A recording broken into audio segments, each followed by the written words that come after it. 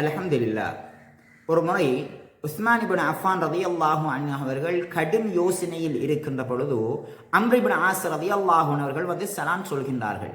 அவர்கள் யோசனையில் இருந்ததன் காரணமாக அவர்கள் சொன்ன சலாம் அவர்களுக்கு விளங்கவில்லை.